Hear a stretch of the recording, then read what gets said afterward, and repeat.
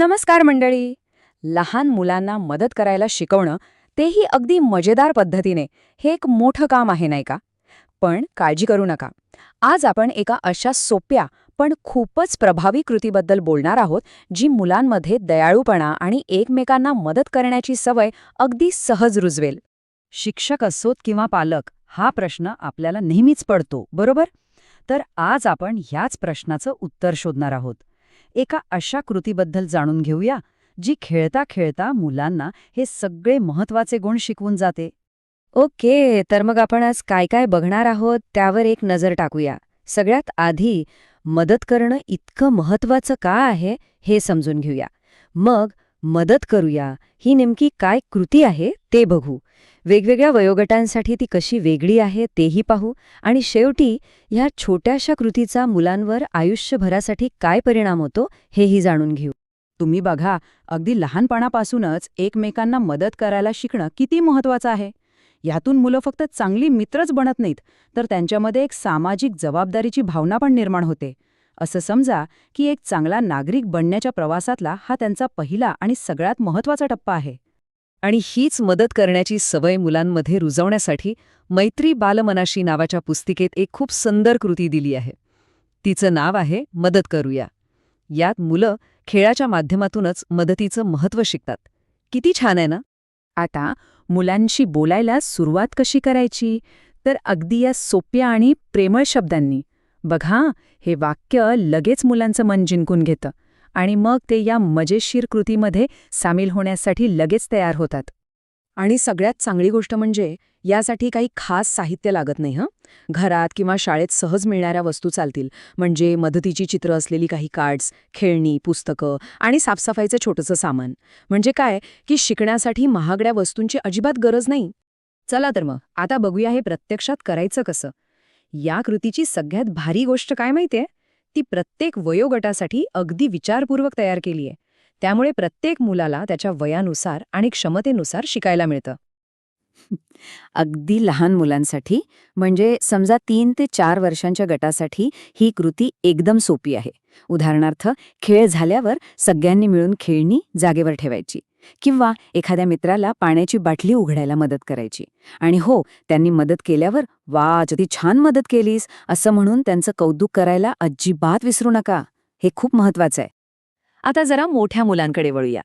4 ते 5 वर्षांच्या मुलांसाठी ही कृती आणखी इंटरेस्टिंग होते. इथे चित्रांचा वापर केला जातो आणि मदतीच्या वेगवेगळ्या प्रसंगांवर मस्त गप्पा मारल्या जातात.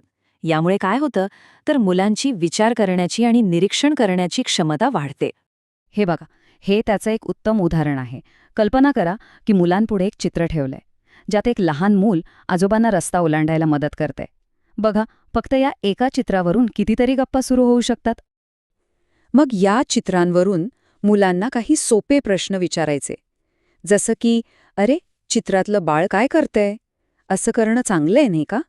किंवा "तुम्ही घरी आईबाबांना अशी मदत करता का?" असे प्रश्न विचारले ना की मुलं लगेच स्वतःचे अनुभव सांगायला लागतात. आणि आता येते सगळ्यात मोठी गंमत. 5 ते 6 वर्षांच्या मुलांसाठी ही कृती फक्त चर्चेपुरती मर्यादित नाही, ती एक पाऊल पुढे जाते. इथे नाट्यीकरण म्हणजे रोल प्लेचा वापर केला जातो, ज्यामुळे मुलं सहानुभूती म्हणजे काय हे प्रत्यक्ष अनुभवतात. समजा वर्गातल्या एका मुलाला थोडं लागल्याचं किंवा आजारी असल्याचं नाटक करायला सांगितलंय. विचार करा, यामुळे खरीखुरी परिस्थितीच वर्गात तयार होते.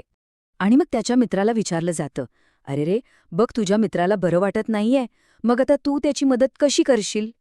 बघा, हा एकच प्रश्न त्या मुलाला विचार करायला लावतो आणि आपल्या मित्रासाठी काहीतरी करायला प्रवृत्त करतो. आणि यावर मुलांकडून इतकी सुंदर उत्तरे येतात ना. कोणी म्हणतं, "मी त्याला पाणी देईन", कोणी म्हणतं, "मी लगेच टीचरला सांगेन", तर कोणी त्याची काळजीने विचारपूस करतं. याच गोष्टीतून तर खरी काळजी आणि मदत करण्याची वृत्ती दिसून येते. आणि या कृतीच्या शेवटी सगळी मुलं मिळून एक छानशी प्रतिज्ञा घेऊ शकतात, एक गाणं म्हणून. कसं? "रोज करू एक मदत, छान होईल सर्वांची संगत". बघा, ही छोटीशी लयबद्ध ओळ त्यांच्या मनात कायमची घर करून राहते. तर मग आता सगळ्यात महत्वाच्या मुद्द्याकडे येऊया.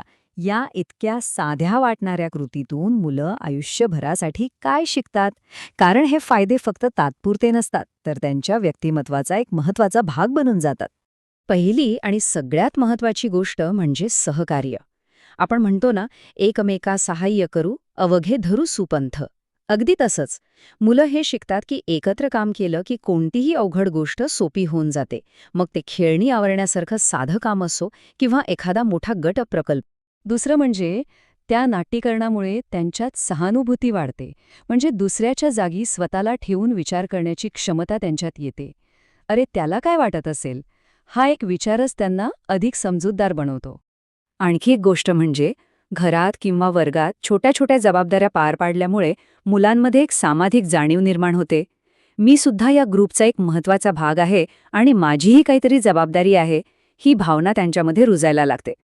आणि हो, सगळ्यात महत्त्वाचं म्हणजे जेव्हा मुलं कुणाची मदत करतात ना, तेव्हा त्यांना स्वतःला आतून खूप छान वाटतं. मी सुद्धा काहीतरी चांगलं करू शकतो, ही भावना त्यांचा आत्मविश्वास इतका वाढवते की विचारू नका. म्हणजे थोडक्यात सांगायचं झालं तर मदतीच्या या छोट्या छोट्या कृतींमधनं मुलांचा खूप मोठा विकास होतो.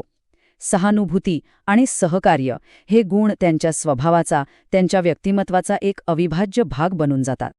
तर मग आता एक विचार करा, आज आपल्या घरातल्या किंवा वर्गातल्या लहानग्यांसोबत मदतीचा असा कोणता छोटासा पण खूप अर्थपूर्ण खेळ खेळता येईल? सुरुवात तर करून बघा, खूप छान वाटेल.